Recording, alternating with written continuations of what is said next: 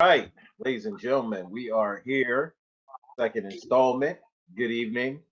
Good wait, what Tom, what is it over there? Is it afternoon where you're It's at? afternoon in California, probably. Afternoon in Cali. Afternoon in California. Welcome to the Ben and Jay show. Tonight we gather to continue our conversation of autism and police interactions.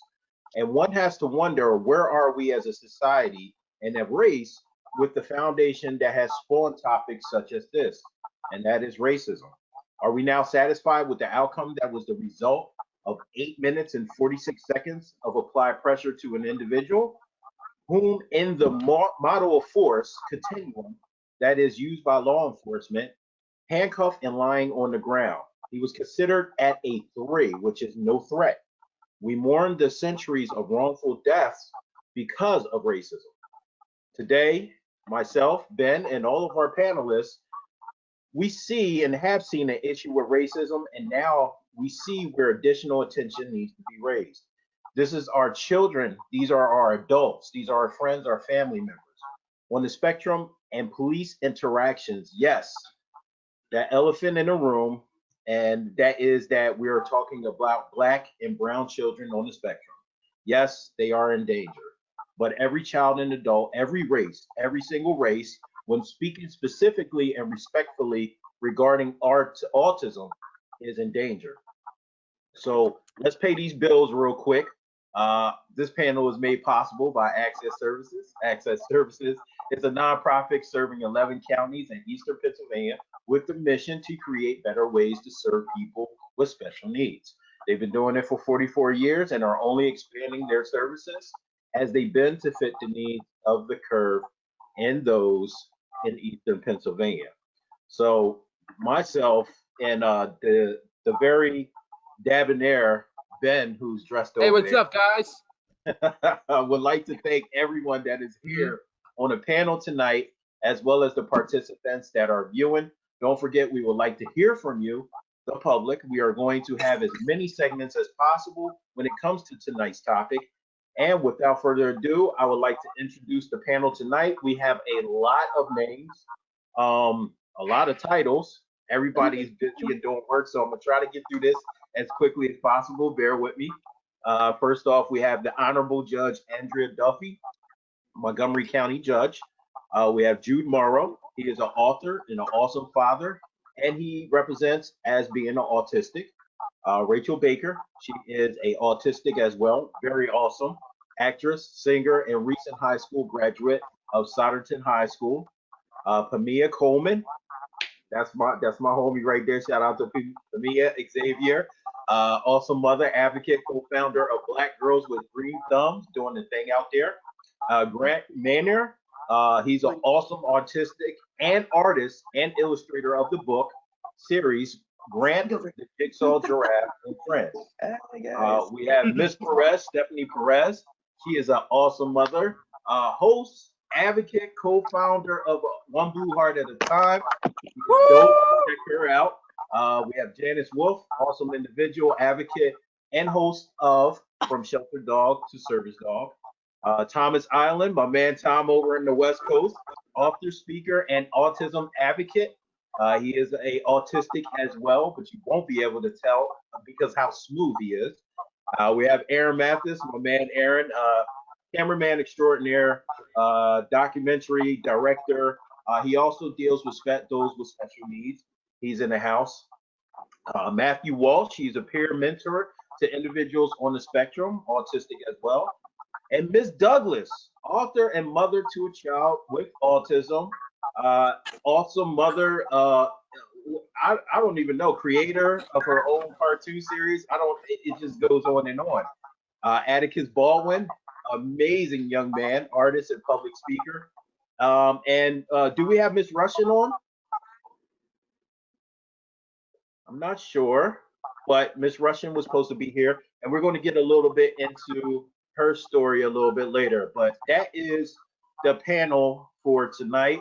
Oh, also too, Miss Hoffman. I'm going to give a shout out to Miss Hoffman that's joining us too with Atticus. It's good to see you, Miss Hoffman. Thank Hey, you for Jude. being here. Hey. And let's just go ahead and just get to it. So, Ben, Start us off, Dabonere guy. All right, I will do that. We have some clips from YouTube that we would like you to share with you. These graphics and serving to some, but we need to show it now to convincers and this conversations and listening.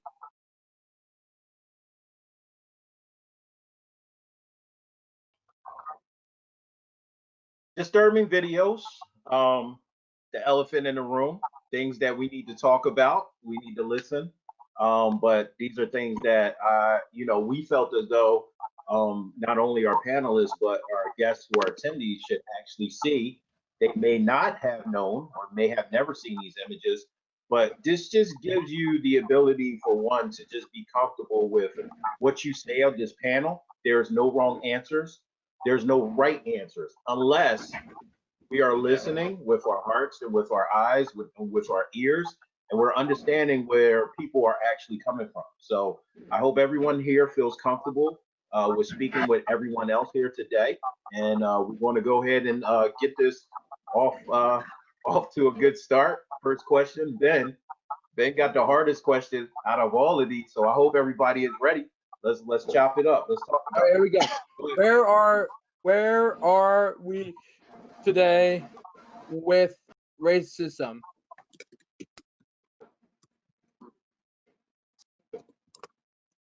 I guess I'll start off. Go ahead, Jamiel. You start, and then I'll go next. Where are we today with racism? Good question, Ben. We are still back in the early centuries of life here on this planet, in this country. I don't think we have really adjusted at all to racist culture. What I think we have done is we have just basically, quote unquote, slapped the wrist of what it actually means to be a racist in society, past, present, and future. Hopefully not. And I think we have a long, long road in front of us. I think we have more ground to actually work on. What I mean by that is not just saying, hey, let's burn down some buildings, let's make some noise, let's make our voices heard, but we need to be standing on Capitol Hill. We need to be talking to our lawmakers to pass laws, not just talk about it, but put things implemented in laws in order for these changes to be effective. Just talking about it, destroying our own neighborhoods, our own businesses, doing marches, which are perfectly fine, but where does it escalate after that? That's my point. And there's a saying, those who fail history are doomed to repeat it. I think too many people in this country have failed or do not even know their own history, because the sources of where you get your information from, be it the history books or your parents, or people you hang out with, there's a lot of potential for misinformation and wrongful conclusions. And with what's happening in the world right now, it's kind of like, I kind of feel like Marty McFly has jumped into the DeLorean and gone back to the 1960s, and that we're kind of reliving that time right now. And you're right, Jamiel, we do need to be on Capitol Hill. We do need to be talking to our Congress people and the people that make the laws. But I think at some point, the lawmakers have to go too, because I think a lot of the lawmakers are living in the 1960s, and we need to change. We need to evolve, because as President Obama once said, the status quo is not working. We need some real change and some real conversations for change being the objective. And in addition to the panels like this, I'm participating. I'll put in the chat here for the organizers and panelists. I'm going to be talking on Saturday with the Brain Injury Alliance of Arizona on Saturday, talking about beyond the talk that a lot of African Americans have. The talk, well, beyond the talk, we're going to have tools to safely navigate the intersection of race, disability, and the police. All three parties, in a sense, need to come together, have that conversation, find the understanding, and build the bridges that need to be built. I agree. I agree. Floor is open for anybody. Where are we at today with racism? What are your thoughts? My thoughts. Well, sorry. Never mind. I'll defer to Chante. No, I was just gonna say, I totally agree with what Jamiel said. We have a long way to go. Um, it's just very disheartening that we're in 2020 and we're still talking about police brutality. We're still talking about discrimination against people of color, and we're still talking about discrimination of people of color with disabilities. So it's just like at this point, as a mom of a child that has autism and is also African American, it's a constant worry every single day. And we need to have these panels, we need to have these discussions, because the more people are educated on autism, but also just like what everyone else, like Thomas and Jamiel was saying, like we need to vote. We need to vote at the local level, and we had to vote, you know, during the presidential election. Like all these elections that people just ignore, those are key to helping unravel the systematic racism that goes on in this country. And we, like, you know, Jamiel was saying, you know, protesting is extremely important to make our voices heard.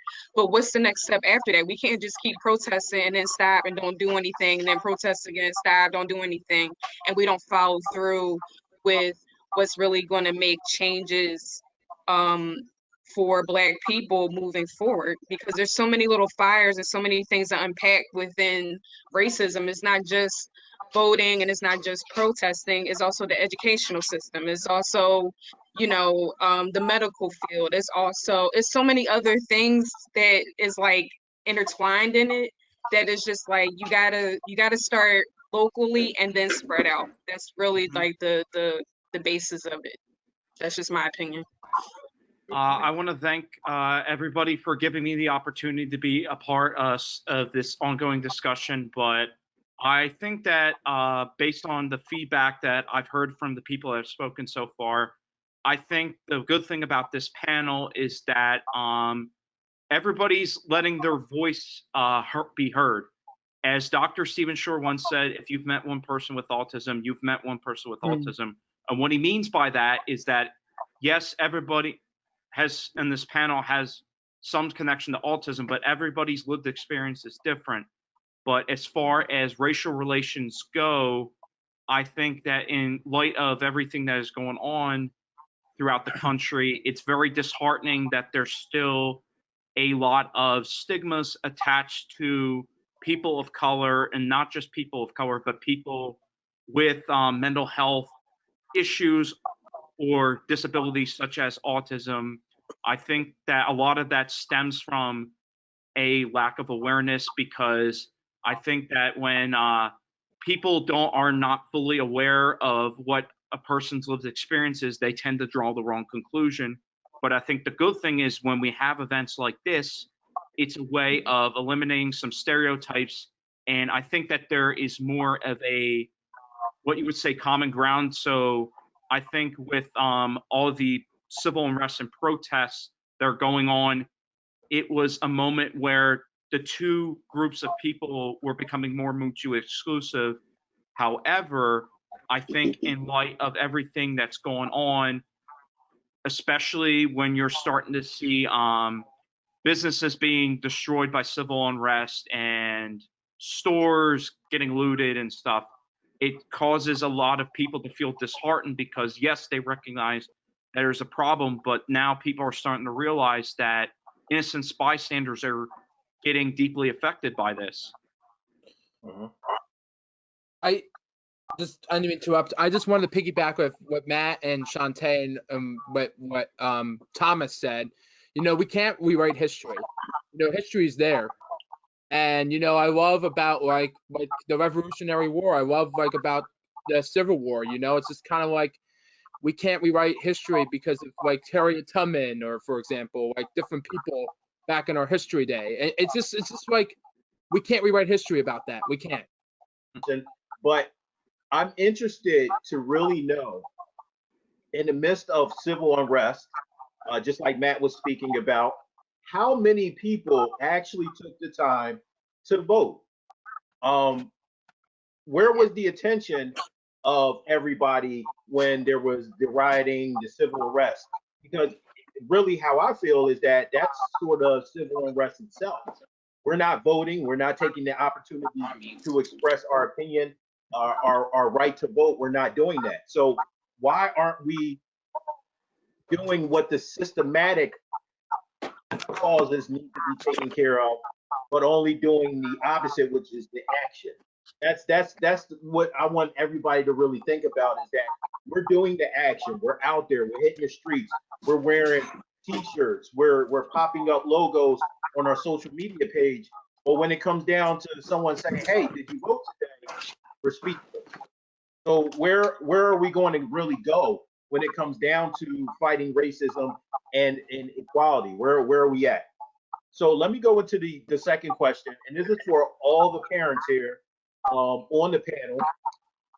Has recent events opened your mind up about the lack of training across the board when speaking about law enforcement and our children, or has this just helped manifest your own perception of police?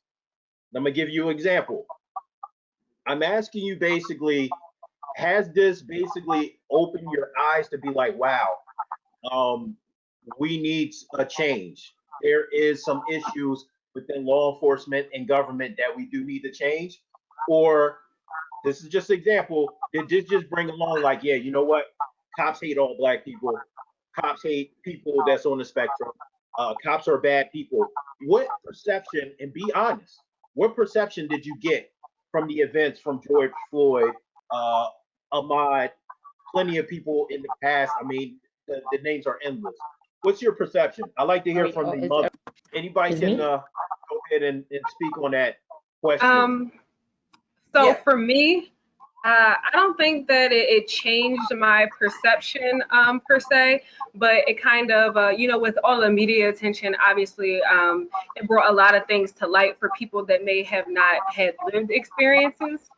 And like for me personally, like in my community, I do feel like there's a disconnect between like community members and members of law enforcement. I think there's a lot of reasons for that.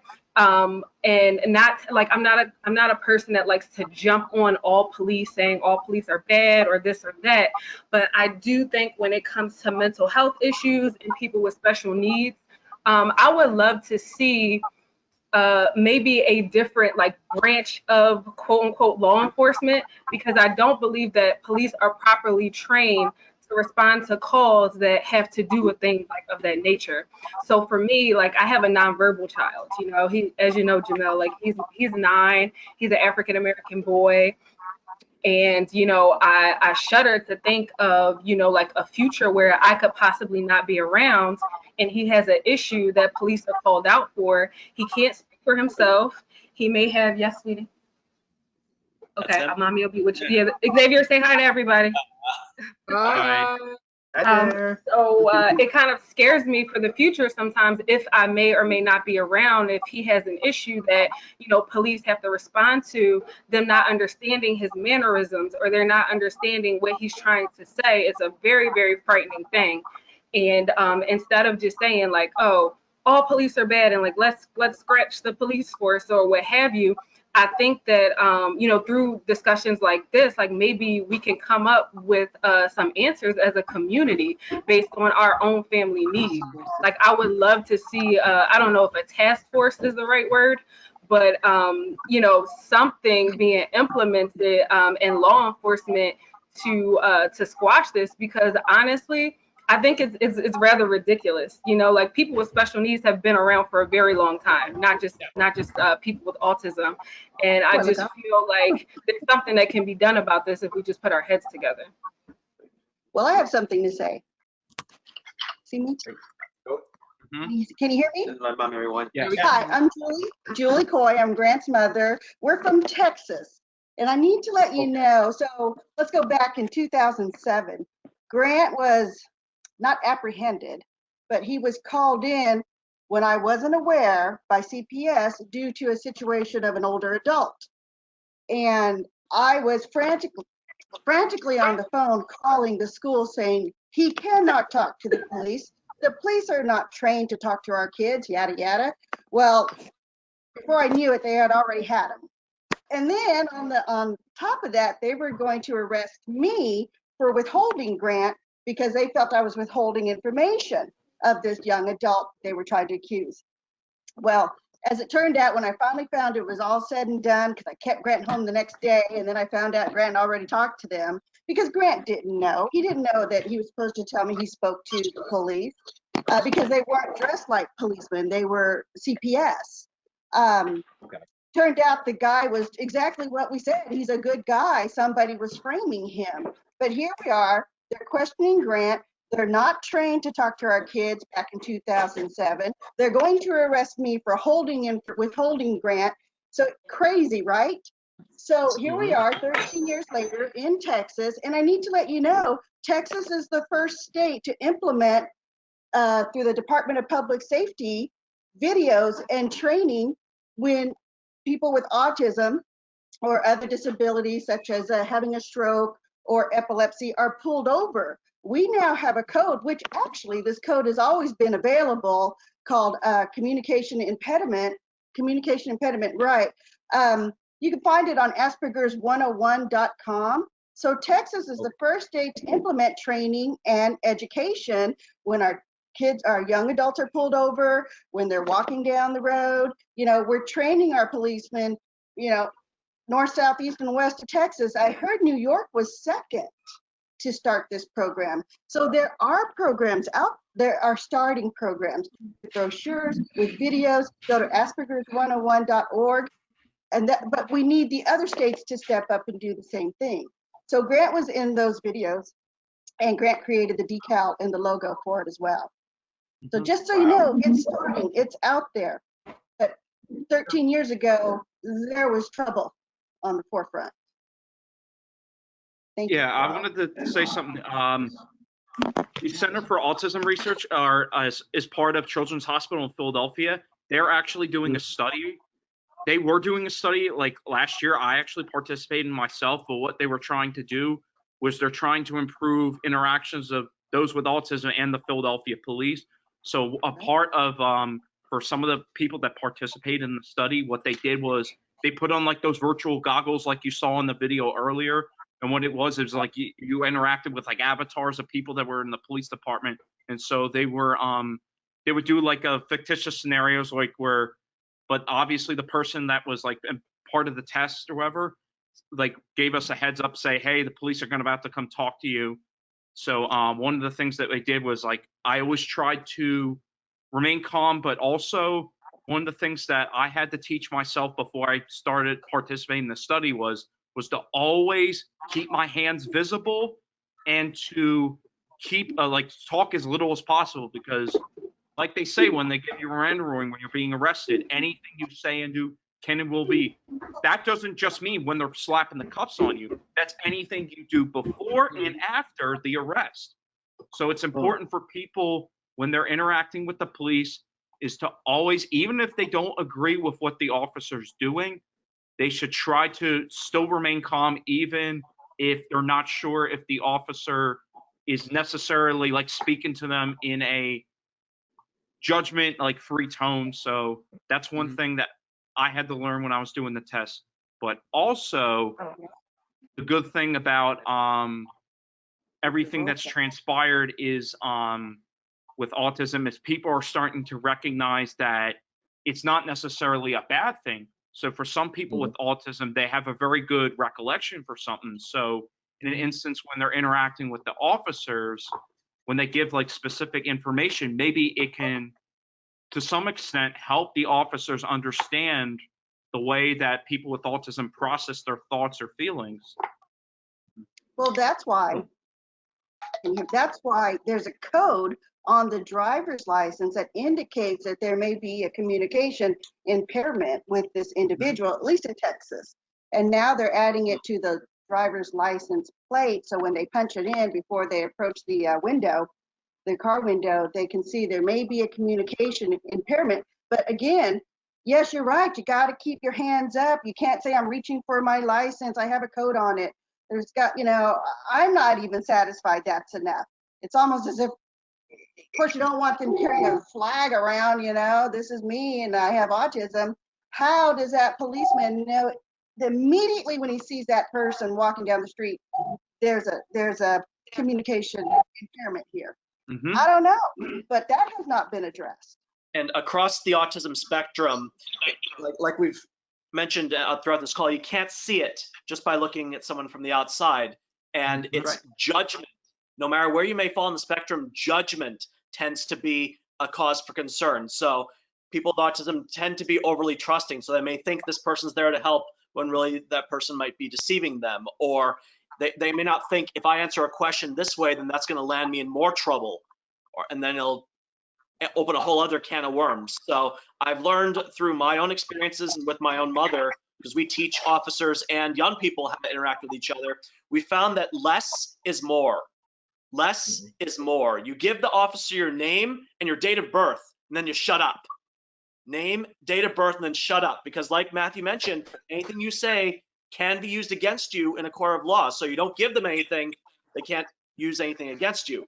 So give the name, the date of birth, and then be quiet.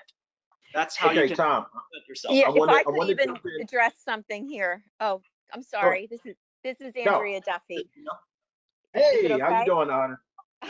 Just fine, Great to thank be you. here, Your Honor. I'm glad to be here. I mean, I understand that there's been some negativity and some concern for police. I certainly get that. But I think, you know, whether I'm dealing with racism or I'm dealing with addiction in my court, which is so prevalent, or we're dealing with people with different abilities, stigma is everything. And the only defense to stigma is education. So we do have to encourage police to constantly re-educate their forces with autism understanding. I think we all should consider having a card that someone with autism could present to anyone who in authority, whether it's you know, police or security in a mall, or you know, any kind of authority figure. Because yes, we don't really know all about this particular person's type of autism or where they are on the spectrum. But education is everything to answer any dilemma. And until we erase stigma, education is going to be the only answer. Certainly, Your Honor. And that card that Jamiel showed is helpful, but also dangerous if you go to reach for it unexpectedly. Exactly. The officer thinks Yes. you're reaching for. And if I'm African American, you think I'm going to make it through that reach? No. That's the reality that we live in. Well, I think And you you know have what? to say, you have to teach people to say to the police officer, I have a card. And we Correct. have to make it universally known that we are giving people cards. I mean, that's important. You know, we can't just do it sporadically. If the card is the answer, and I'm not necessarily saying it is, but I'm suggesting it. I think we need to make sure that everyone out there in authority is, you know, kept abreast of the fact that people are going to start reaching for cards, and you have to teach people to say to the officer, I want to reach for my card. Or even if they can't say it in complete sentence like that, just card. Your Honor. You could even Go point ahead, to your pocket where the card is. You could even do a gesture. Until we, I think that card is a big challenge. I think the card could raise a lot of signs, like Thomas said, people reaching out for the card, kids with autism, or at least for my, you know, if they're nervous, they might not be able to put their words together at the time. They might not be able to understand. I think the card is important to have in a backpack. God forbid they get lost, somebody's asking them for help and they search their book bag and they find the information. But to be approached by a police officer, I feel like that technology is so advanced, and I feel like we need more than a card at this point. I think that it needs to be something more digital.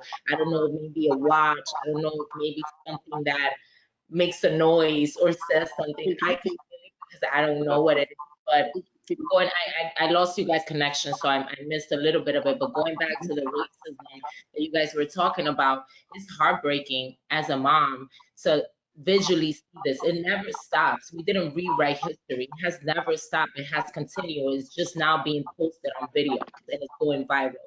And I'm exhausted. I'm exhausted to have a 13-year-old son, and I advocate so much for him to advance in a world that I'm forcing him to adjust to the normality of this world. And now in his perfect little brain of the angel that he is, where he doesn't see no bad, no race, no color, no anger, now I have to open that door in my son's world to show him people might not understand you, and even though you're being innocent, you could get killed.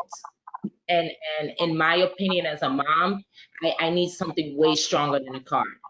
Well, maybe maybe we should be talking about a bracelet like diabetics wear, or something that is more easily located and visible to a stranger. I mean, that sounds like a great idea. That's true, but police are trained. Nobody has to reach for a bracelet. They can just put their arm, extend it slightly, and you see it. You know, you have to take your arms out of your pockets anyway when you're with police. So this, to me, a bracelet might be the perfect answer. Yes, and of course, you don't have to wear it constantly. You wear it when you're on your own and you don't have someone like a parent or another friend with you. I think we have to start somewhere. I would suggest they wear it at all times, because as I mentioned with judgment, am I alone, or can I handle this on my own, or what if they leave it at home? Keep it on them at all times, no exceptions. Okay. Well, there are I have a question though. What if you have a child like with mine? He has his sensory issues with touch, so wearing a bracelet is not going to work. So what's another option if he can wear it for like 2-3 minutes and then he'll rip it off, and then like he's lost somewhere, someone's going to be like, well, who's this kid and what's going on with him, and he's not communicating. That's the issue I'm having. Like, well, the I totally card agree could be with a what backup. Stephanie is saying.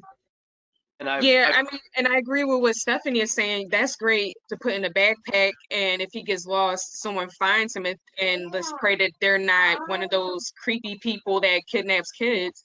But What like about the clothing? judge said, we got to start somewhere, but that's not going to work for my child wearing a bracelet. I'm just being honest.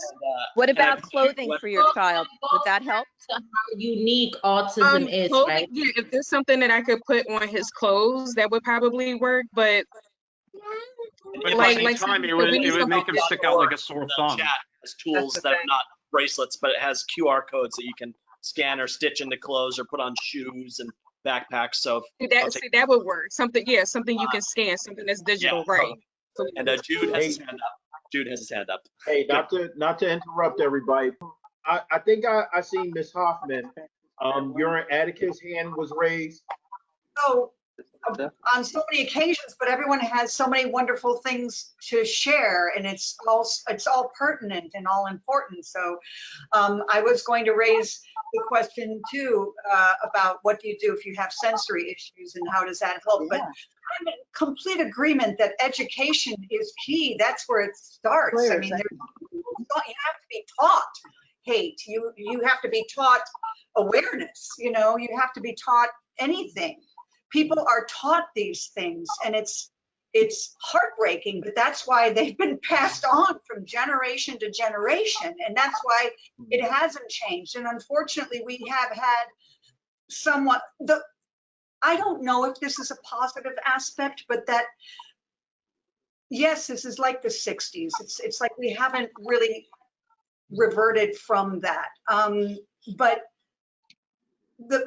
I look at things and I go, oh, well, all this stuff is rising to the surface, and we're looking and are able to see who or what is actually happening, as opposed to it being squelched or hidden for such a long time. It's coming up. It's been, the visual, vomited forth, so that all of a sudden now people who have not been aware because they've been in their little cubicles, now they can see, and they can see what's going on. So you have to first understand that there is a problem before you can change or find a solution to the problem. And I think there's a way to at least start, you know. by talking, by having these conversations and going like Thomas with your video and awareness with the police and the students or the young people and older people on the spectrum to get together and have this communication and have this education is important. And even if you did start off with a card that is given at the DMV, like a donor dot, you know, hi, I have autism, or what Ben wears, you know, something that just gives you a clue, you know, if you are a person in law enforcement that can do that. But there, I think now, because of the issues that perhaps there are more law enforcement agencies that might be more open to wanting to do that, to have the desire to do that. Sorry, I'm long-winded, but he's yawning. It's all right. I get long-winded all the time when I talk.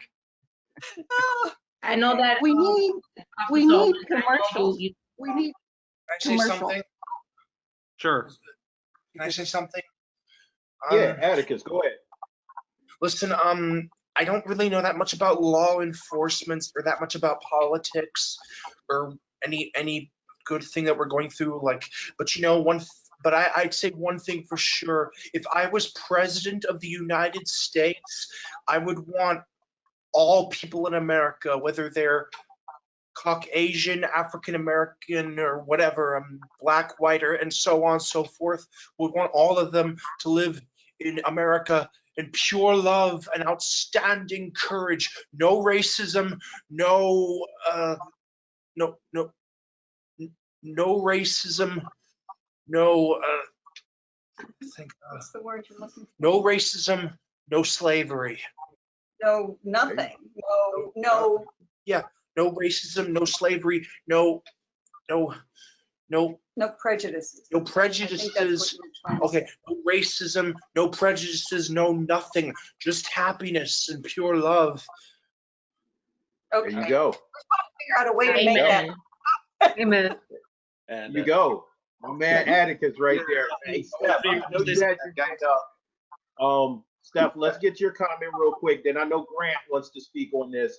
And then I want to go into the next question because I want to hear specifically from Grant, Atticus, and all our autistics that are actually on this panel. So, Steph, go ahead with your statement, I should say. What I just wanted to say is like, you know, we're talking about our awareness for autism and so much things that need to be taught for the people that are supposed to be keeping us safe as just humans, right? And I feel like the whole police department needs to be reevaluated, redone, re-rules, not just for our children, but for everyone, including me. I'm, you know, a minority. God forbid something happens to me while I'm with my son and they, you know, judge me. And it's something that affects our children on another level because they are, at least for my son, he has no awareness of these type of things that are going on. But I feel like it's also very important to understand that they're not even able to deal with people who know how to speak and communicate. So let's start there first, right? People that know how to speak and do their rights. So I feel like, you know, a lot of officers who do have a badge need to reevaluate themselves. And I know it's a dangerous job and I know there's bad people out there and maybe that's just a reaction or a routine, but I do feel that they need to know that they are dealing with humans and that there has to be a better approach just in general for humanity to not continue to deal with this. That's just what I wanted to say on that. Okay. Grant, very, very good point. Thank you for sharing that, especially coming from a mother from New York, one of the biggest cities in the world. You know, it's a lot going on up there, but that's a very interesting point. Grant, you had your hand up. I want to allow you a chance to speak, and then we're going to go to the next question. Well, actually, what I was just trying to say earlier is I'm sorry. What is your name with Isabella Hoffman? Oh, Atticus? yes. Right. Atticus, sorry. My I name is. was losing there when I spacing out a bit there.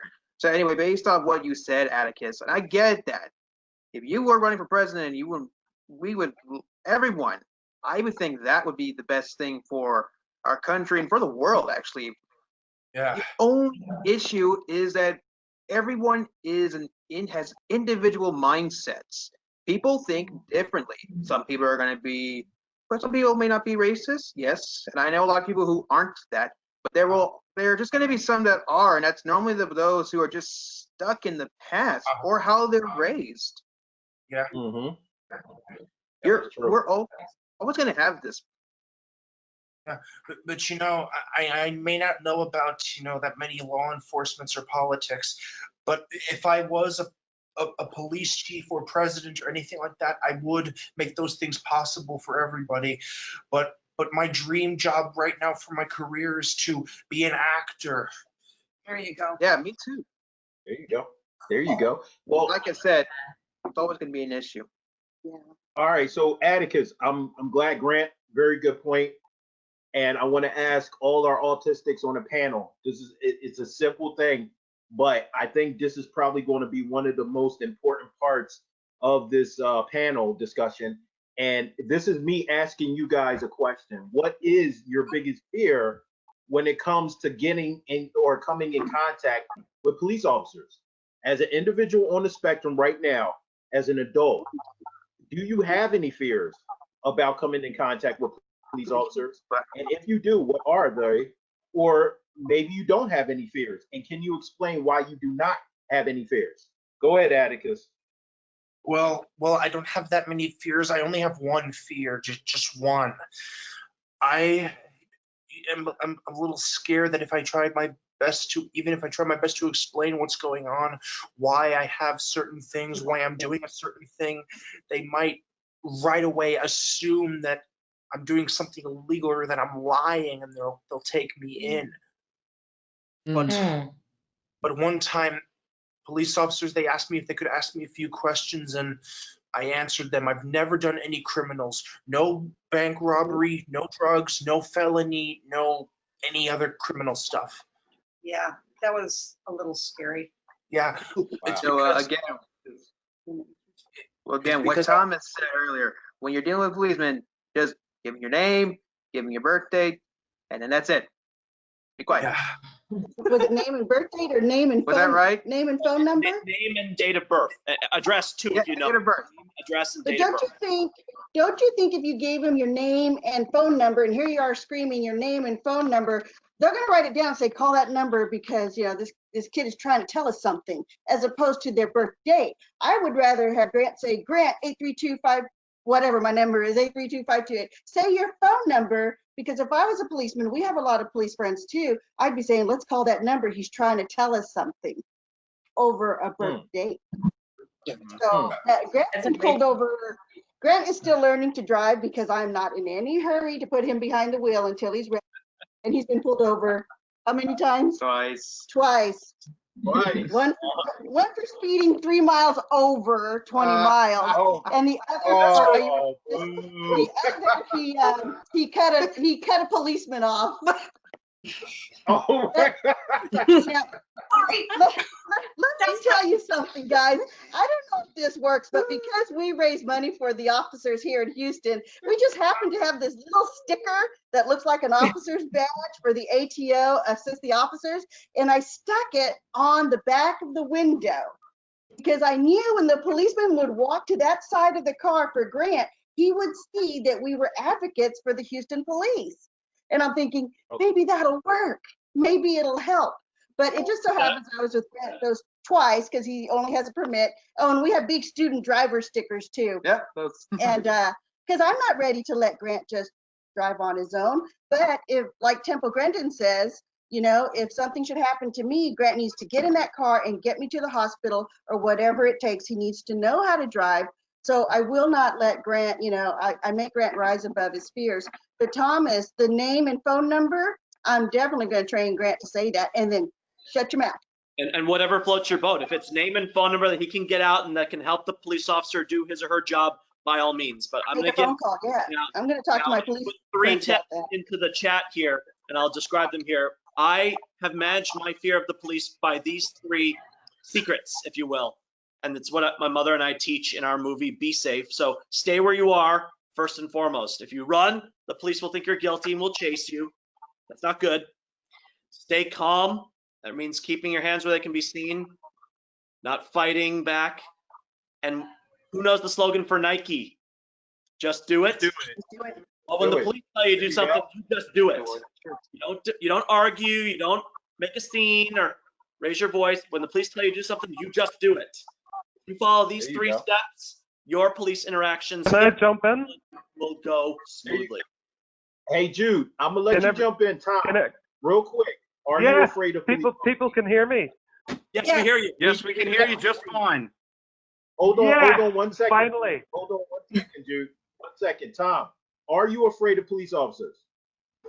Once upon a time, I was, but today I know that they are just people like you and me. They want to get home alive at the end of the day. They're putting their lives on the line every day for us. They want to help. They're here to protect and serve. Yes, some of them may have their biases or their backgrounds or their reservations or what have you. But at the end of the day, they want to help us and uphold the law. That is what they are there for. And when I have that mindset or that mentality, I find that I'm much more calm and less scared. Real quick, I Great. just want to piggyback what real quick before we get to Jude. Is that okay, Jude? I just want to say something real quick. Yeah, go ahead. Okay. So I had my driver's license, and one day I was speeding in Lansdale. I think I talked about this story before, and I see sirens, and I went, "Oh no, what's going on here?" And the cop was like, the police officer was like, "Sir, if you want, I'm gonna pull you over, but I need you to go to the side a little bit." And he didn't know I had autism, so when I pulled up, he was like, "You know why I pulled you over, sir?" And I said, why? Because you were speeding. And I pulled out my thing, and he said, "I need to see your driver's license and your registration." And I gave him my card, and then I gave him my driver's license and registration. And he goes, "What's this?" And I said, "Oh, I have autism." "Oh, okay." Yeah, that's So a if good you time don't to pull. advocate for that, Yeah. you never know what you're gonna get. So Ben, let me ask you before we get to Jude. Are you afraid of police officers? I'm not. Because Okay, great. because I love police officers, I love what Tom said. We can't run from them. We need to advocate and we need to talk with them. If you see a police officer, treat them to an ice cream, treat them to like I don't know, treat them to breakfast, whatever, The other day I was in Mom's Water Ice and I saw a policeman and I said, "Do you want me to treat you for a water ice?" And he goes, "No, I'm fine." But at least you offered. But at I least was you offered. yeah, because they do such a great yes, job you for are. our community. Great. Jude, the smoothest voice Yeah. on this conference call. We can finally Yes, hear you. I am so sorry, everybody. The internet turns off in Ireland in the middle of the night. It's 1 a.m. here, and we really are an island that sleeps. So whenever I'm the last guy awake on the whole island, so I have to turn the light off before I leave. I just wanted to jump back on the honourable judge, Your Honour, if you're still here. I just couldn't help but feel one thing. I'm back. Sorry, 10 minutes ago when people were saying that autistic people should have cards and stuff stitched into their clothes and all that. Now, can I just categorically rule that out? We aren't the ones with the problem. I mean, if you look at the statistics, okay, 1 in 58 people are autistic. That's 1 in 58. How many people are police officers? I actually Googled it earlier. Around 1 in 2,500, okay? So, I mean, are the federal government going to pay in the states for all 1 in 58 people to have a card? Or are they going to actually use those funds more appropriately to teach officers how to communicate? I mean, saying that with law enforcement, we should have a card. I mean, if you turn this round to the situation of racism, is really in the same vein as saying, well, those police officers wouldn't have killed those people. If they were a little more white. I mean, they weren't the victims. They weren't the ones with the problem. They were the ones who lost their lives. And with us, we have to have a card. I mean, in Ireland, we don't do that anymore because, we actually campaigned for that against that very thing. Because what's the difference between being made to carry a card for other people's ignorance? I mean, that shouldn't be the case.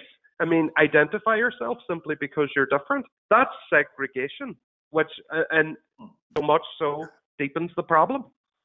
But That's the a good problem, there's a difference here, in my opinion, Life and death. because autism, it is not widely understood, and every person who is on the spectrum is so different. So I don't care if it's a card, I don't care if it's a bracelet. I think it's very helpful. And me as a judge, even, I would like to know who I'm dealing with and how to best deal with them. Now, I luckily do take, continuing courses on autism and different psychological issues too. But I mean, there's a whole difference with autism, because we want people who are interacting with them to understand and not make prejudgments. So I don't see they're similar. Yeah, no, I agree with you. And even for people that are non-speaking, there are still different ways to communicate without you having to have an identification card. And anyone who can't communicate, probably under the law of their mental state, probably won't be criminally liable anyway, or even be in front of you. The people who genuinely cannot communicate wouldn't be probably criminally liable in the first instance. So for anyone who's going to be in your court, surely, even if they can't speak or choose not to speak, surely they would have another way to communicate. Because, I mean, autistic people like me, we're all very aware. I've learned to speak quite later on in my life, whenever I was around 7 or 8. So, but before that, I was able to make myself understood. And I didn't need, I could, sure. But ultimately, how I got on in life is by the understanding, support, and training of the people around me. Because if I had and inclusivity is the most important thing, not kind of more segregation, especially whenever it comes to things like a court of law or when under arrest by the police. Yes, but I'm not talking just about defendants in my court. A lot of people appear in my court besides those who are charged with a crime or who have been cited. What about victims? What about witnesses?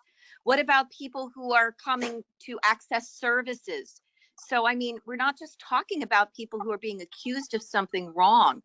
And, even if you're in a car and, the driver is incapacitated for whatever reason, and you are someone on the spectrum and you're in the car. I mean, these are all different reasons why you'd have interaction with the police or judicial personnel.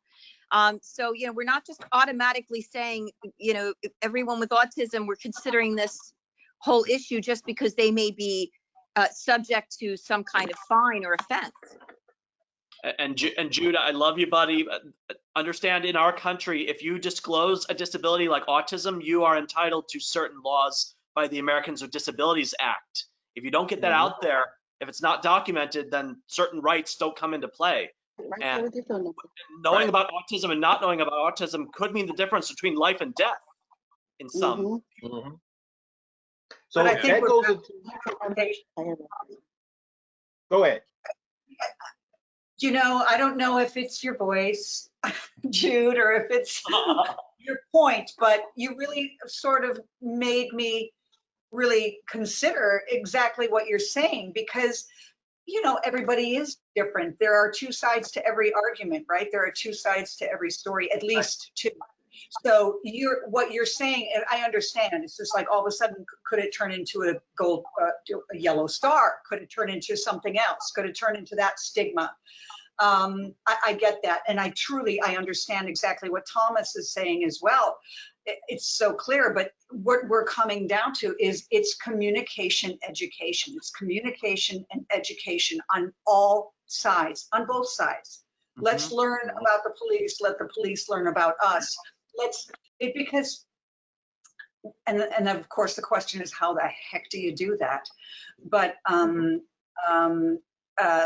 fear promotes so much hatred, or the fear of the unknown is what makes people, they're afraid. They're afraid, whatever they're afraid of. And I can't wrap my head around what is going on in some people's heads when they do respond the way that they respond. But it's fear-based. All anger stems from fear. initially. Mhm. And I don't know how we begin to educate, but this platform certainly is helpful, and maybe doing what Thomas is doing, and maybe starting off by, allowing those who want to have that kind of identification to do that if it makes them feel uncomfortable, because we're all individuals here. We have to start to operate on a human level, not just a black and white level, or you know what I mean? I'm talking yin and yang. I'm not talking color necessarily, Oh, no. but No pun intended. yeah, no pun. I'm accidentally amusing sometimes. Mm-hmm.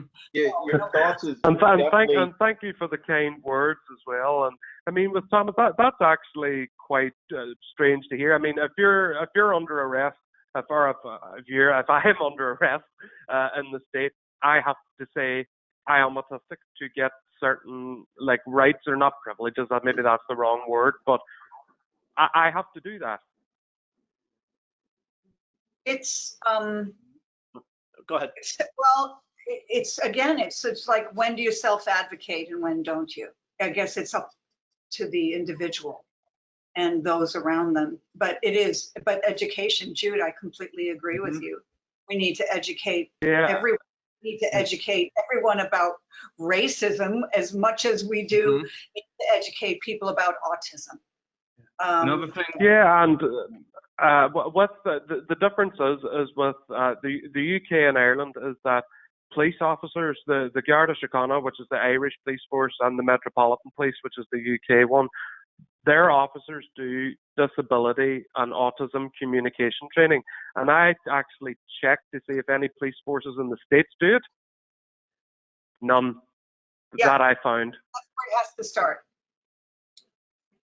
So that's why you probably feel the way you do, because there's a certain safety measure already in place, because they've had that education. Yeah. Yeah, I mean that is there, and I mean it's here, and sometimes, in some instances, I mean here, I nearly feel compared to the USA that we're so far ahead. I mean, we still have a long way to go, but it just seems so much like common sense that there are so many people out there with differing communication abilities, capabilities, and needs. And I mean, for the leaders of the free world, that hasn't gone over the Atlantic yet, which to me is really, really strange. Well, I think Jude, just speaking about the free world and our predecessors before us, those who discovered the world, unfortunately, what they brung over was not all of them, but majority of them was the intentions of colonialism, but also too of their own agenda. I don't think it was okay. You know what? I want to put my life on the line to discover a new world so that everyone else may prosper. It was a self agenda, and this is only from me just during my school days, just reading up on history, things that weren't taught in school. We were only taught what the structured, government system wanted us to know. Christopher Columbus, he came over, he saw the Indians, he was grateful for them, and he, passed out love and cheer all over. But that wasn't the case. And unfortunately, it took years to find out that this man that we celebrate, this is just an example, and we have a holiday named after, was a person that There's a city enslaved named and after killed him. people. I'm sorry? There's a city named after him, Columbus, Ohio. Yeah, there's a city That, named hey, after him. it is. But What about Colombia? There you go. Anyway. This goes to show you how much work we have to do. And I think that it can be done. It just takes both sides to just really, like, conversations like this that can be a little bit more intense, to actually talk about, hey, you know what? I don't like the fact that down south you go around, and even in the Midwest in some parts, and you can drive around and you can still see a Confederate flag. Why is this being allowed by local government, for a individual to have a flag like that, knowing that the symbolism behind it is something that is hatred, that is vile to our society growing together. Why is it? Because it's freedom of speech. I mean, come on, there's it has to stop at some point. And what I mean by stop, it has to stop by just allowing these people to understand we're not back in the 60s anymore. We're not those type of people. Where we evolve and where we're at right now is approach to live together, to grow together, to continue on life. And that's really why we're here, is to continue generations and generations. We can't do that if we're killing each other. We can't possibly do Yeah. that. How Right. can we do Yeah, that? like the flying of the Confederate flag was made illegal here before it was there. And I mean, that's really strange. It's something I only actually found out in the last few days. The flying of the Confederate flag in Ireland has been illegal since the 1970s. And Wow. I didn't know that. And the fact, I thought it was illegal in America as well. That was no. just my own ignorance. I thought it was a bygone thing. Oh no. Oh no. It's I think we definitely put not too much. illegal up here. Yeah, I think we put too much of our individual freedoms first. Like, I have the right to wave this flag, but really, what does waving that flag mean? And I posed the question earlier, the statement, "Those who fail history are doomed to repeat it." And now it's like we are reverting back to the Civil War era in the 1960s, all because we're not looking at the bigger picture and how our actions have consequences, as well as our lack of actions have consequences. So getting back to the topic of this discussion, when we let people know that we have autism, we reduce, or at least hopefully reduce, the risk that we will make it through that altercation. Yeah, It would definitely. They're instead of dead. I was gonna say something real quick. ahead. It just reminds me of like what Thomas said. You know, I said this earlier. You know, like Abraham Lincoln talked about the Gettysburg Address during the Civil War. You know, we all are founding fathers. We hold these truths to be self-evident that all men are created equally. You know, like 1776, our founding fathers. I don't even care if they rewrite history. I just want them to know that we are created equally in different ways. If we have autism or not, we are special and unique. Hmm. Definitely.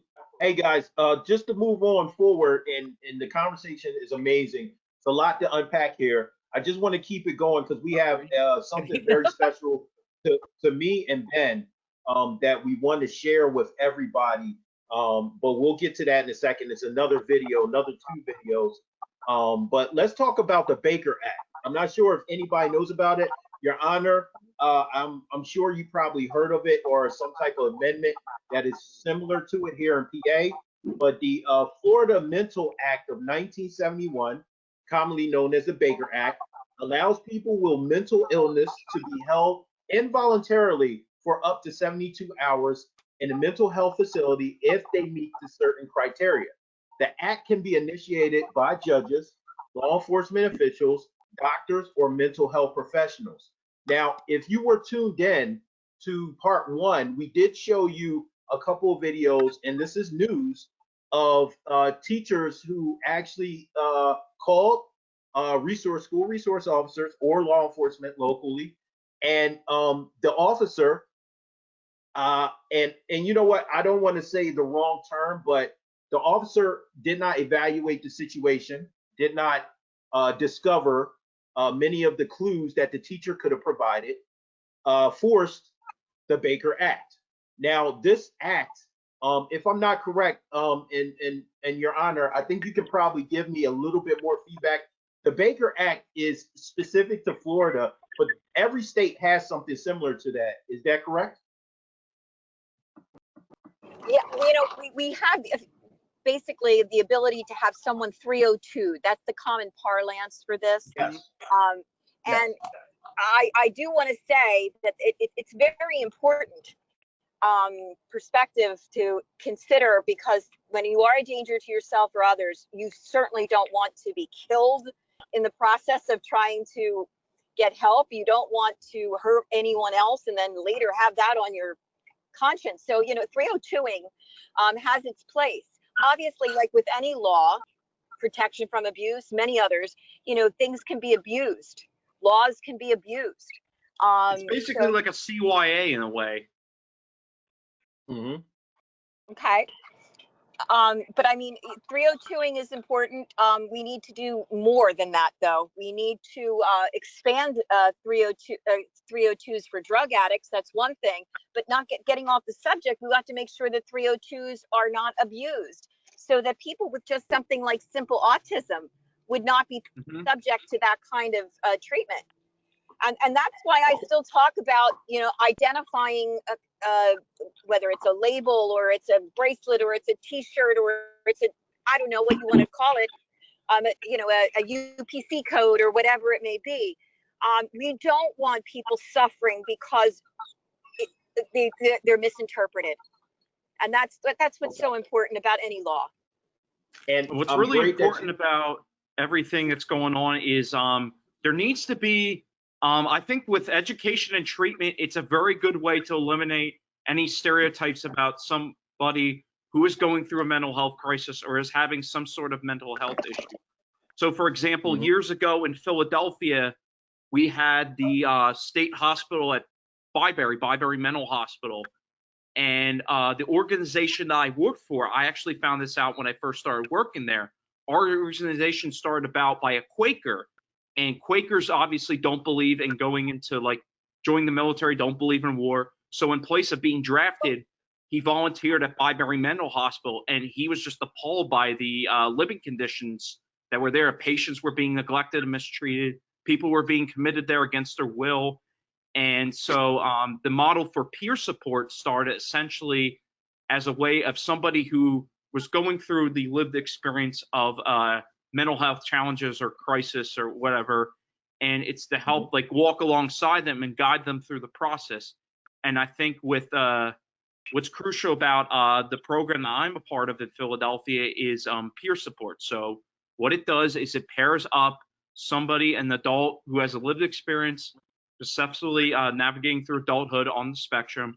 What they do is they pair them with another individual in Philadelphia who is also on the spectrum. And what we do is we work with them one-on-one to help them accomplish their goals, whether it be to get a job or learning how to cook or live on their own, riding on public transportation. And what we do is we work with them on a case-by-case basis. We don't use a cookie cutter model or a one-size-fits-all type of approach. We take everybody's accounts and individual needs into consideration. And what we do is we take baby steps. We don't take big leaps in front of them. So it's important that when people are treating or interacting with those on the spectrum, that we treat them on a case-by-case basis. We don't use a one-size-fits-all approach. Okay, so Matt, thank you for saying that. I want to bring this close to attention. The first thing is I want to let you guys know that the Baker Act, under due process protections, the Baker Act does not violate a person's constitutional rights. Individuals under the Baker Act are allowed a hearing to determine if they should continue to be held because of their mental illness. Now, I know this personally because my mom was 302. Unfortunately, I had the horrifying experience of 302ing my mother myself. Here's what I'm scared about. And once again, I don't want to offend anybody, but once again, we're talking about the elephant in a room. If I have a child who is mixed, my son Shane is African American and Hispanic, amongst a melting pot of other different cultures. But do we believe that this act will allow some officers to enhance their agenda when it comes down to racism and superiority beliefs? Me personally, I think that if my son goes to, and he does go to I'm sorry, he goes to a school, a regular public school, and he's intertwined with students who are not on the spectrum. If a teacher in that school, which thank God the teachers are amazing at his school, did not recognize Shane for who he is, as far as being a autistic, and calls a resource officer or up in that area, a state trooper on my son, is this something that is going to escalate because of my son's racial background? That's what I'm scared about. That's what frightens me, is the fact that they won't look at who Shane is as an individual, but only see the race. And if anybody else feels as though this can be an issue, Camilla, I know, you know, with Xavier, he doesn't speak. That's an issue in itself, and it's nothing to do with Xavier. He's a beautiful child. But what happens when cops roll up on him on the street and ask him to stop, and he doesn't stop? He keeps on going. Like, these are things that's that exactly what he would do. And this is the thing, is like, a lot of people don't know about these acts. Police officers do, which is no problem. It's fine. But how can you train these cops to effectively use this particular law in the right parameters of how it should be used, and versus another racist event, whether it be Florida, Detroit, or anywhere else? How can we do this, Judge? I just want to get your perspective on this. How can we do this so that it will never, well, I'm not going to say never happen again, but we can stop it. We can start really making progress on the reason why we're talking tonight. That directed, Your Honor. I just Yeah, from my perspective, you know, I think once again, you know, education is everything. We have to make sure that our officers are educated. We have to make sure that the public is educated. We have to make sure that everyone on the spectrum is educated. Anyone with mental health is educated. Anyone in their families is educated. I mean, this is everything. I can't emphasize it enough. And I don't care what you're talking about, police involved with people who are addicted, whether it's getting proper treatment for people who have mental health issues and addiction, whether it's for people to be treated fairly when they're on the spectrum or have another kind of a disability. You know, if we don't know as a public, and if we don't know as authority figures what we're dealing with, because we don't have the proper education, then we always stand the chance of doing something wrong. And I know as a judge, I think it's so important that I understand everyone who comes in front of me. They're all individuals. They all need to be treated respectfully. And I also need to understand who I'm dealing with. I can't guess. You know, I don't have the ability to do an evaluation on everyone in front of me, but I would like the ability to hear you know, what their particular issue is, and I could know how to treat them better because of it. Thank you. And Judge, thank you for your perspective. On that, Okay. Piggybacking on that, as Her Honor mentioned, the more information that police officers and judges and other legal and law enforcement professionals have, the more information they have, the better they can do their job. And sometimes information, as mentioned in this call, can be confused or misconstrued. So I wouldn't be surprised if there are many officers or legal professionals out there that think that autism is a mental illness. It's not. In a life or death situation, they may not make that distinction right then and there. But I think we need to have a real conversation or some clarification that autism is not a mental illness, and Section 302 appears to talk about mental illness. So autism may not apply unless someone has autism and a mental illness. So just wanted to.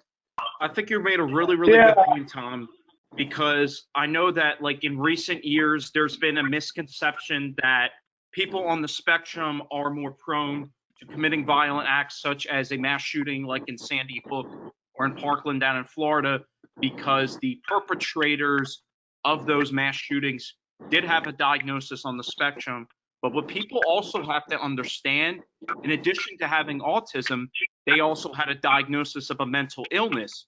So people tend to think that they're that because of his autism, it may have affected like the way that they perceive stuff in their judgment process. But what people don't understand is that when like autism and something like schizophrenia or something are intertwined with each other, it's very hard to treat it. So I think what also another studies have also found that people on the spectrum are actually more likely to be victims of crime rather than perpetrators of the crime.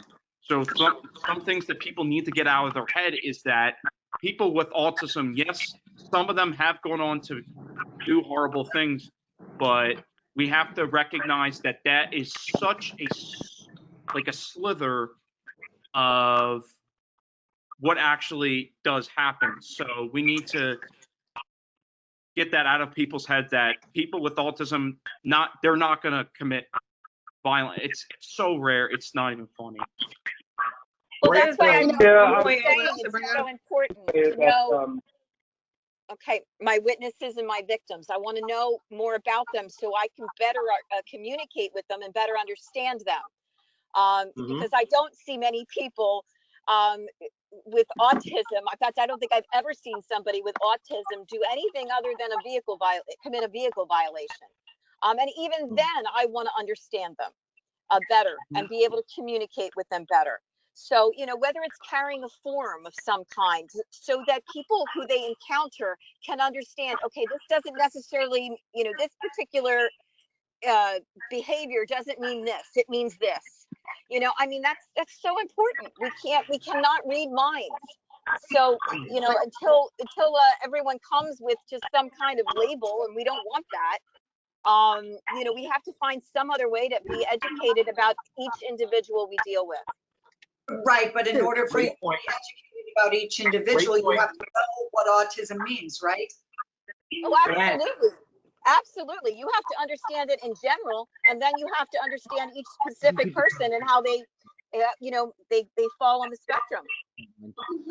Great point. And once again, I'm sorry, I don't want to rush anybody, but the reason why this question came about is we're going to get into the next question. Then you're going to say question 4. Everything that we have just talked about, I want you to hold it in your mindset, and I want you to watch as Ben introduced our next question, and then we're going to have 2 videos because it's important. Everything that we just talked about, Your Honor, Tom, myself, what we chimed in on, after you watch this video, we're going to answer this question. After you see this, it's a very specific point about someone on the spectrum, what they can and cannot do. Ben, you want to introduce question number 4? So let's touch on the case of Matthew Russian. I would like for you to view on the YouTube videos and answer this question. Could this become because he is black? Why not? Here we go. We're going to play these videos.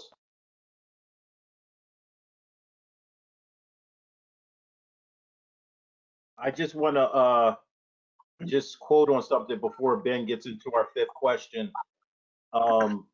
That individual that was playing the piano is Matthew Russian, a college student, mechanical engineering, if I'm correct. He was sentenced to 10 years for that incident. It really breaks my heart to see someone that gifted, talented, and full, obviously, a love in life, because it could be any one of our children placed into a prison. And this is me speaking as a former corrections officer. Prison is hell.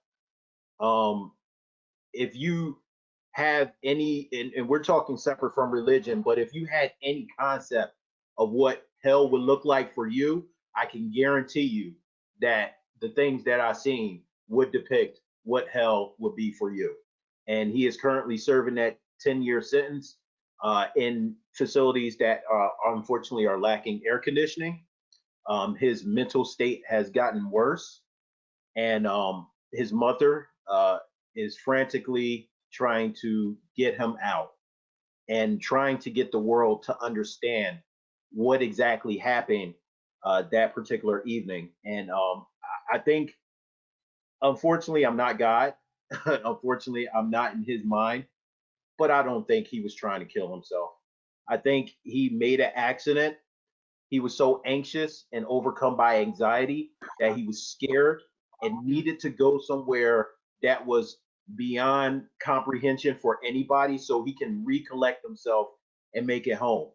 Unfortunately, he caused another accident which paralyzed to other individuals, which my heart and sympathy goes out to them. But does that really give the right for Matthew to serve 10 years? Is it because he's African American, or is this the law? Thoughts? Anybody? I have some thoughts. So for me, like this goes back to something I wanted to bring up in the beginning of the conversation. And I feel like in my community specifically, a lot of people want to address police officers as individuals.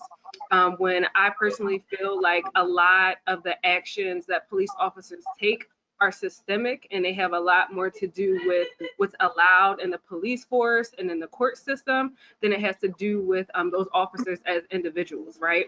So like, say for example, like I'm trying to think of a good example to liken this to, like let me try to think. Like if I'm a doctor, right? And I commit malpractice like during a surgery or something like that, that's going to be reflective of like my whole team in the hospital, like in everything. Like it's not just going to be my name, it's going to be the hospital that I work at also. Like, don't go there because, you know, something bad will happen to you. And I feel like with police officers, we're just like gung-ho, like, oh, this person has to be arrested and charged and yada, yada, yada. But the things that they've done, when you look back at their records, is like these officers have records of constantly being racist or constantly like abusing their power and things of that nature. So when we're talking about this individual, Matthew, I think it's a very, very sad story, because this kid is sentenced to 10 years for, although there was a crime committed, obviously, and I feel bad for the people that got hurt, it's 10 years an appropriate sentence. So in this instance, I think we also have to look at judges and people that are involved in the court system and their track record of, okay, how much time are minorities getting for the same crimes that whites commit? Like, and when we look at that data in every single state, we're seeing that many, many times you have many judges that are giving people of color much harsher sentences than you know, their white counterparts. And these are people that have committed the same crimes and almost have the same backgrounds. So I think that's something that has to be addressed, as well as you know, just police officers as individuals. Yeah. Just to piggyback on what you said for clarification, Matthew was actually given 50 years. 40 of those years were actually knocked off. And then he was left with the 10. Wow. Years. Wow. Once again, I'm not 50 to 10. Professional. I am not you know, someone like Your Honor, Judge Duffy. I'm not in your position, but 50 years. And everybody here can go and research and pull up Matthew Rushin and really dig in deep to the evidence that was shown, who he was as a person, his actual mental condition, what he was actually diagnosed with. And I implore you guys, for anything that you get out of this has to stop. Things like this have to stop. And these are the things that we see as in, and once again, no disrespect to anybody, you know, other than African American on this panel or a minority, but this is the things that we see as minorities, and we get angered and frustrated. And then at that point in time, we don't want to listen anymore.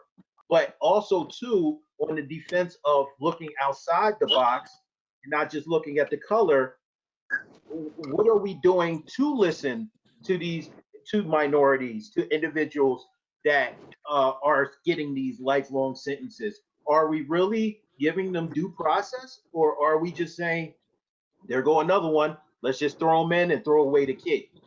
I can't wrap my head around 50 years for a accident which did leave people dismembered and unfortunately with a lot of pain and anguish, but no one perished. 50 years is just a long time. There's people that don't get that for murder. It's or even crazy. child molestation. Right. And I will also say that I think race did definitely play a part in this, as well as it might be something about Virginia. Like Matthew Russian's in Virginia. There's also a gentleman by the name of Drew Harrison. I'm putting this in the chat here. Drew Harrison, a Caucasian young man with Asperger's, was convicted of a crime he didn't commit, had to serve time. I think he was in there for maybe a couple of months or years. I'm not sure if he served his full sentence or if he was able to get out on a technicality or if the efforts paid off. But yes, you're right. Longer, harsher sentences for African Americans versus Caucasians. That's not right. What's not even just that, but in Philadelphia, recently there was a Philadelphia man on the autism spectrum that was on death row for almost 30 years, and his conviction was just overturned. He was convicted of murdering a 4-year-old girl in Northeast Philadelphia back in the late 80s, and the girl's body, she was found naked. She was stuffed in a TV box, like let out for the garbage on the street. And it took a couple years before he was charged with the crime, but he was actually had 2 trials. The first trial almost ended in acquittal, but what happened was when the judge or the bailiff, whoever was reading the verdict, the juror in the trial suddenly wanted to change his vote. He wanted to vote guilty. So this guy was only one vote away from going home. And as they were about to read the verdict, one of the jurors changed his mind. So it was a mistrial. And then a couple of years later, he was found guilty, but it was largely based on a jailhouse snitch, and he was sentenced to death. But then over time, people started to take a closer look at the case, and they realized like his confession or whatever, it was because he was also largely convicted because of a coerced confession. So they started to look at the case, and it just didn't add up. And eventually they found new DNA evidence, and they exonerated him. And I'm glad you bring that up, Matthew, because in the case of Matthew Russian, he was actually interrogated. So, scene of the accident, head-on collision. Matthew Russian was not taken to the hospital for evaluation of his actual injuries. He was taken straight to the police station where they actually interviewed him without the assistance of his mother. Or even an attorney. Exactly. He wrote a confession. Matthew Russian wrote a confession saying, I was trying to kill myself.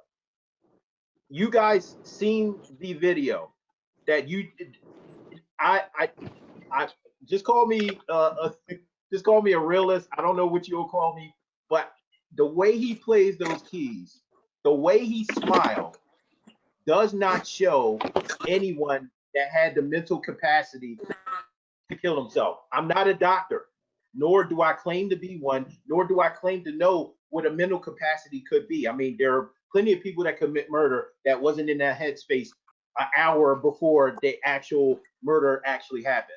But what I'm saying is that this case is a prime example of many cases for many years. And unfortunately now it's being exposed because the foundation work on racism has gotten to a point where it's building, and it just exploded. Now we have to unpack all these cases, which is fine. But is this because of an individual being Black, or is it just because of the crime they committed?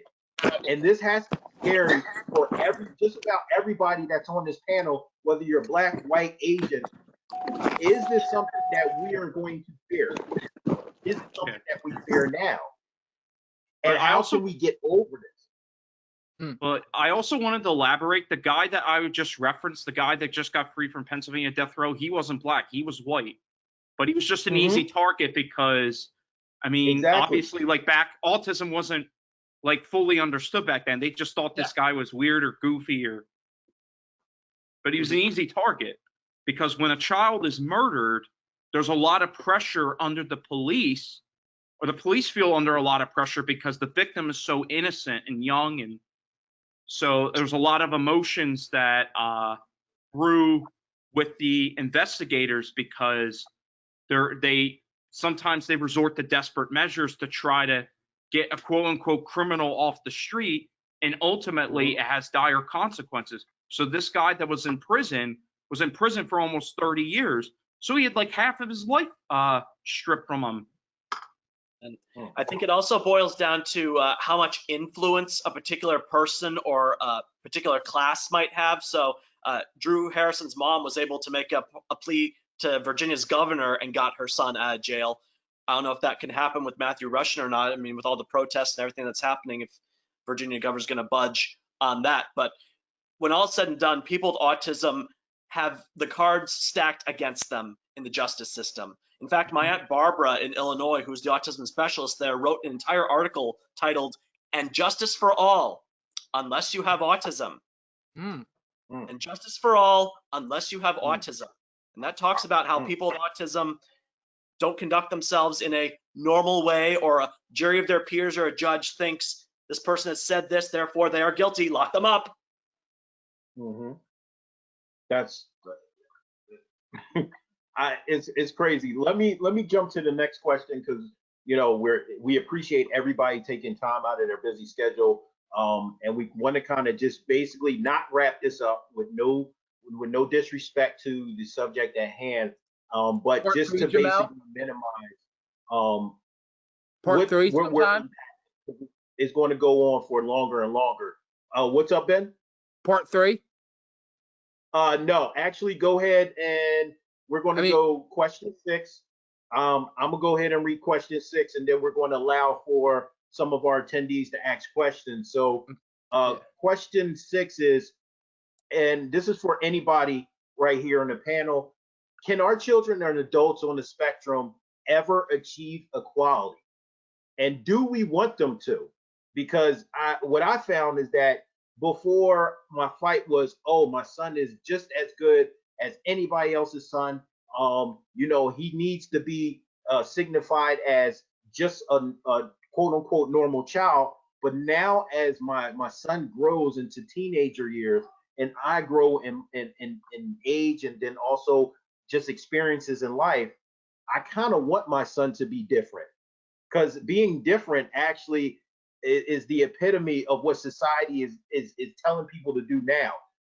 We celebrate everybody cultural differences. We celebrate when someone walks down the street with green hair and everybody else has brown and blonde hair. So why would we want our children to fall in line with the rest of society? What are some of your thoughts here? Can our children ever achieve equality? And then, do we want them to achieve equality as far as just being another child in this world, or do we want them to shine brighter, be different, be a trendsetter, be a leader? Well, what are your thoughts?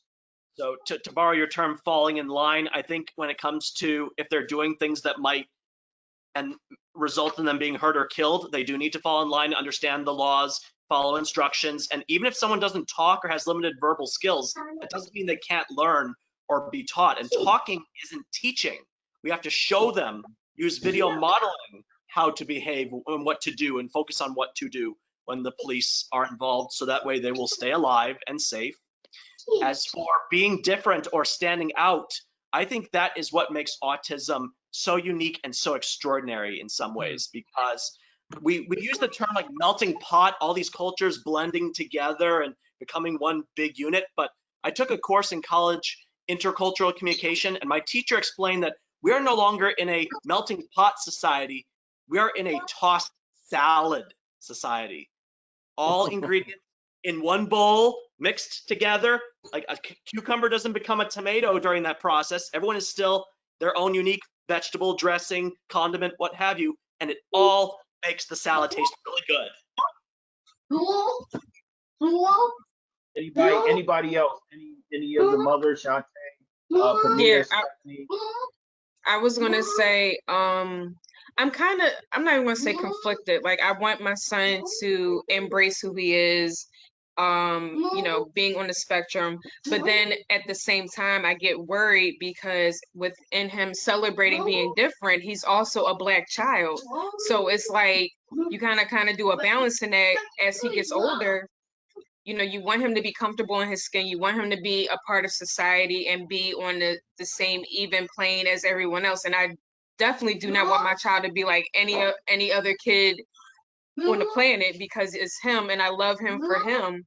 But then it's also like, with him celebrating his differences, is that going to create an issue going forward? Because he won't be a cute little 7-year-old anymore. He's going to be 15, 25, 35, like, and I won't be around forever. So who else is going to step in and still be that source of encouragement, and also protect him, and also continue to advocate as he's going to learn how to advocate for himself? That, listen, he may have some communication issues, may have some sensory issues, or whatever the case may be as he gets older. Part of me is like, I don't want to be that parent that wants to stifle him because he is thriving, and I want him to continue to thrive. But I'm worried. That's just the bottom line. I gotta be completely honest. I'm just worried as his mom. I'm always gonna be worried. But I think in a mixture of that, I want him to stand tall, be proud of who he is, be proud to be a Black kid with autism. Like, there's no shame in either or. Like, they're both amazing in their own right. So, I'll figure it out as I go forward and as he gets older. But of course, in the back of my mind, I'm always going to be like, as soon as he leaves the house to go with his dad, I always gotta give his dad like a pep talk, like, just be aware if you ever get pulled over and he's in the car, and this is why you need to be aware about what's going on with your son.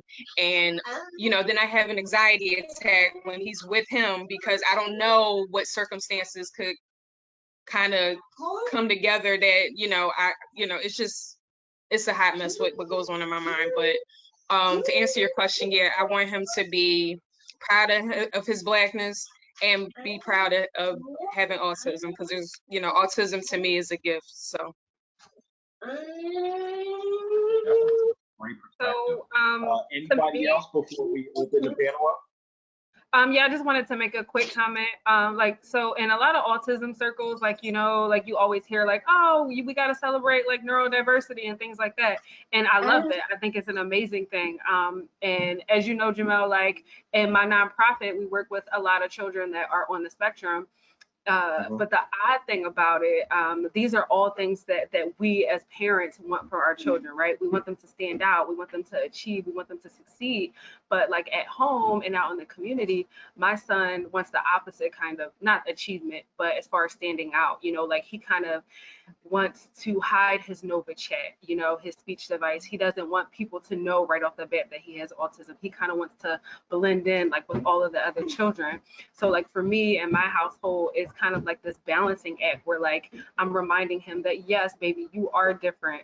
And there are some challenges that you have, but like embrace it. You know what I mean? It's part of you, and it's going to continue to be a part of you, and we're going to meet these challenges head on. But him, and when he's out in the world and when he's in school, he goes to school with people that are not autistic. He's kind of like, he kind of wants to like fade into the background. So like as a parent, I'm always like conflicted on whether I'm putting my expectations on him, and like always trying to be aware of what he wants and what makes him happy, because we speak about them being individuals and then wanting to do anything that they want to do, but we have to like kind of put that in practice also. So if my son feels like he wants to fade into the background sometimes and he doesn't want to be in the forefront, I have to respect that. So it's just like a hard thing as a parent to find that balance, because you want to push your kids, autistic or not, but you don't want to push them so hard to where you're not allowing them to be authentically themselves. Atticus wants to say something. Go ahead, Atticus, real quick. I can't hear you. Unmute. Ben, I just wanted to say that I wish I could join this panel thing longer, but I think I'm gonna have to leave. And question of Ben, did you get the message I sent you in the chat? No, I did not. Let me see real quick. Hey Ben, how much longer is this panel chat? We're actually about to wrap it up, Atticus. We're about to just unmute and allow some of the audience to ask any questions to any of the panelists. We did go over, and we apologize. We appreciate the time that you given to us. If you do have to go, it's no problem at all. Once again, thank you for being here. But at this time, this is the part that we actually unmute all the mics. We allow any of our audience members to ask questions for any of the panelists. We just ask for you to just be respectful, allow each other to speak, and that's really it. So, Kaylee, if you can just allow just a couple questions, 3 minutes. Everybody's unmuted, so go ahead. Hello. Hey, what's Hello. up? Yes. What's up, Hi. Alicia? Hi, how are you guys doing? Good. Good. Oh, wow. I wanted to piggyback on what Matthew said a while ago. I was on here for a long time. But you know, the autism police study has been really helpful for me. And it's not just the virtual reality that they do. They also have Yeah. real police officers come up and talk to you. I think I mentioned this in the last panel. Yeah, but, yeah. And actually, I did that when I did the study in 3 parts. That was one of the parts. Like after I did the virtual reality, I Yeah. actually interacted with an officer. Like it's like the scenario was that like an iPhone was stolen from the store, so I didn't interact with the officer, but I just played it safe. Yeah, and I just want to say, you know, if you interact with a police officer, do not be afraid. Do not try to fight, and just try to listen to the instructions as best as you can, like I have in the study.